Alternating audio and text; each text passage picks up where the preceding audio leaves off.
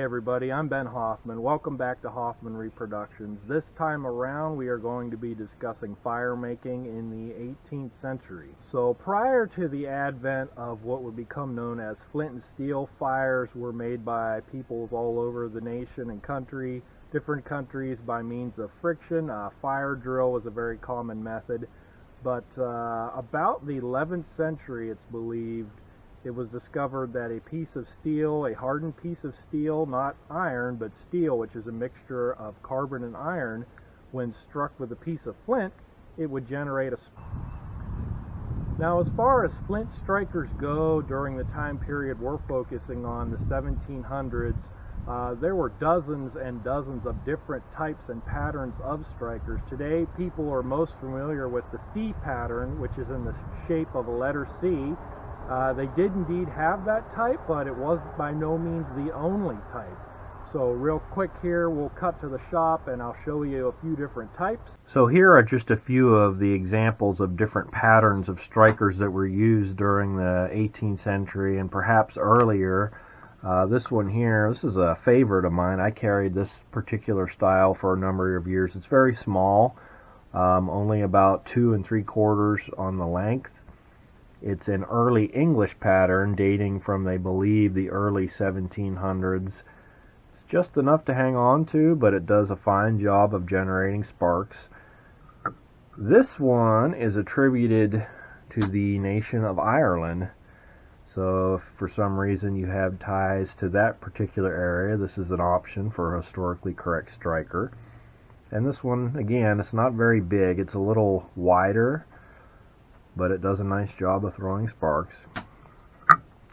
This one is a common pattern from the 1700s. I don't really know as it has a name, but it shows up all over Great Britain and in the Americas during the 1700s. Just a straight profile here with a handle to hold on to. You can hit it with the flint, or what I will do sometimes if I have this type is turn it over and use the striker to hit the flint with. But just a few of the many examples of the different patterns that were available to and used during the 1700s. So you can see from that there are many different types and styles that were available and utilized during the 1700s. So in order to make a fire, you need several different things, and that would have originally been utilized during the 1700s. Typically you would have a tinder box. This is going to carry all the materials that you need to make a fire, which we'll go over. This would usually contain your striker. I have a square pattern. This is a copy of an original from the early 1700s. Again, one of many. You would have a section of flint to produce the spark, which is carving off a section of the steel. That's what's sparking. And now we're going to get into what was actually used in conjunction with those to produce a fire. Now, without a doubt, the number one source that everybody uses when showing this nowadays is char cloth. And char cloth is either pure linen or pure cotton, which is put into a small tin, charred, and when it is removed, this will accept a spark from the flint and steel, and you can get an ember with this in order to create a fire. Now, the only problem with it is, if you want to call it a problem, it's not believed that during the 18th century char cloth was used all that much. Reason being, cloth was expensive. Even poorly made cloth was generally set aside for clothing. And it's not thought that in a time and age where you might make several fires a day, day in and day out, week in and week out, that char cloth was utilized. Again, that would be a very expensive way to light a fire. So more on the perhaps more authentic means to which this can be used in a moment. But first here I'm going to demonstrate for you real quick how to make char cloth. So here we have our char tin, friction fit lid, a couple of pieces of pure linen or cotton. You don't want to put too much in there. I'm just doing 2 here. Lid goes on, and we're ready to put it in our fire. Here I'm just going to use my wood stove, so you just set it in the coals, In a minute, smoke will start pouring out of the holes. You can move it around a little bit, top, bottom, to ensure you're getting a good char, but just a couple pieces like that, usually 5 minutes or so. When the smoke quits, we'll take it off the fire and plug both holes with little wooden pegs. Okay, so that just took a few minutes time. I took it off the fire when it quit smoking, plugged both of the vent holes with wood plugs till it was cool, which was again just a couple more minutes.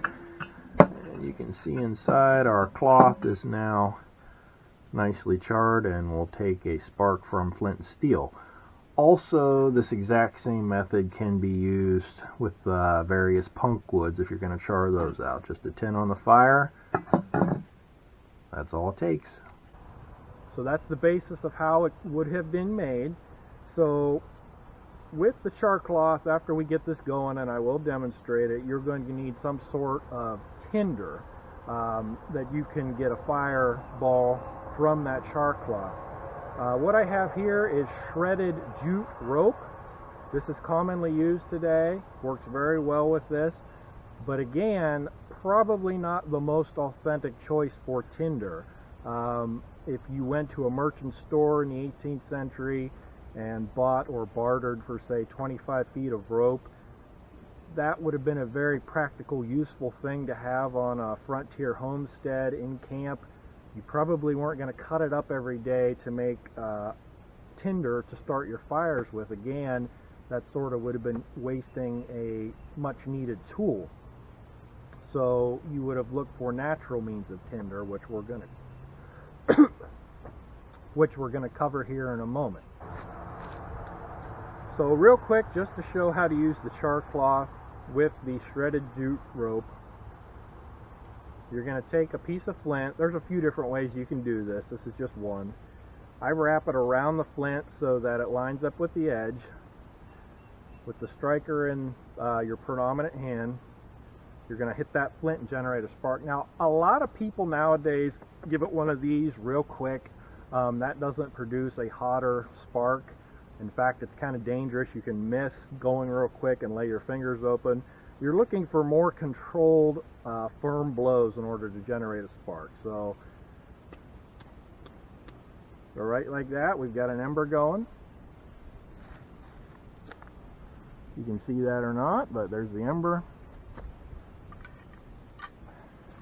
I'm going to put it inside of our rope ball and facing with the wind to my back so I don't get a face full of smoke. And there you go. Still a very practical way to light a fire. Works great even in this modern day and age. It's seen a resurgence with backpackers and bushcraft people. Still a very effective way to light a fire, but perhaps not the most authentic, so we'll get into the more authentic ways of doing that now.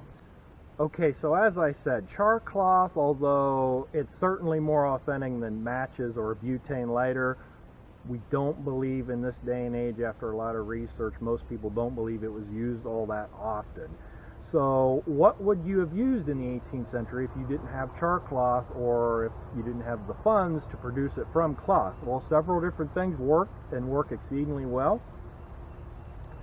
This first one is called chaga, and this is essentially a fungus that grows on the outside of beech, birch, I think perhaps chestnut trees, and this is really a marvel. This stuff will catch a spark from the flint and steel without any treatment to it, right off of the tree. If you bust a hunk of this off of here and get the spark to hit it, you can get an ember going with this stuff. So chaga primarily grows in the north part of the country, Wisconsin, Minnesota, Michigan, those areas. I've not found any of it here in Ohio, in the woods around here, but very popular in the 18th century for that. Burns extremely hot and does an excellent job as a source of char cloth material without using char cloth.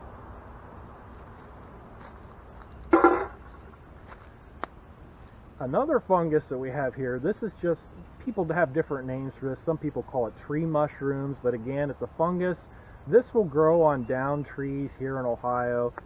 It's hard. You see them in sort of the half moon. They almost look like mushrooms. This is a section that's been broken off.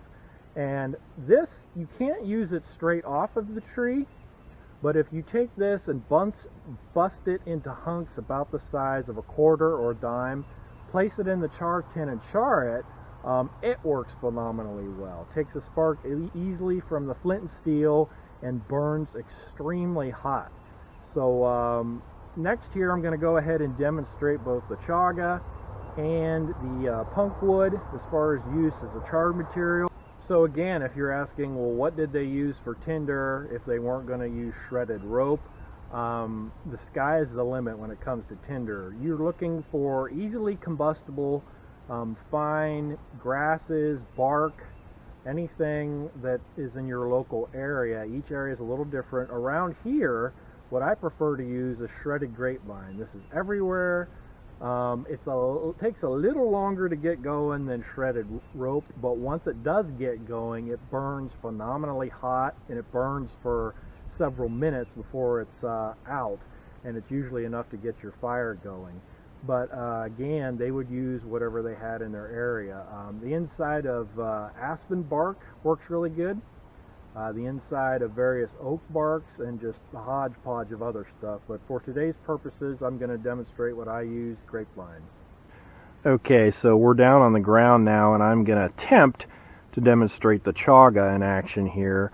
I find that it's wise to take your tinder box and have the bottom of it covered with the charred content when using this method. It just, sort of like the pan of a flintlock that's filled all the way up, increases your chances of getting a spark. But to do it, I just hold the striker up above it like so and strike downward.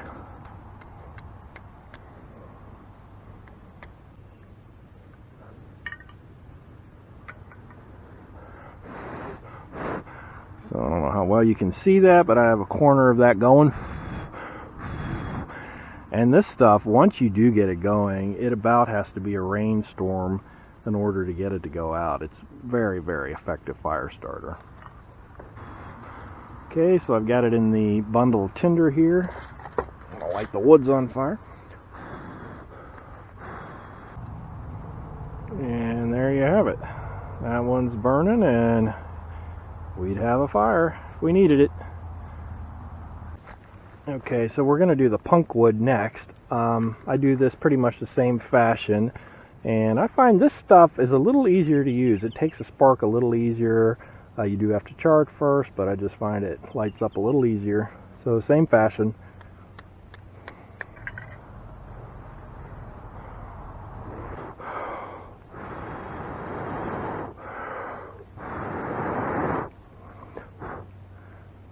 And there we have fire going with that one.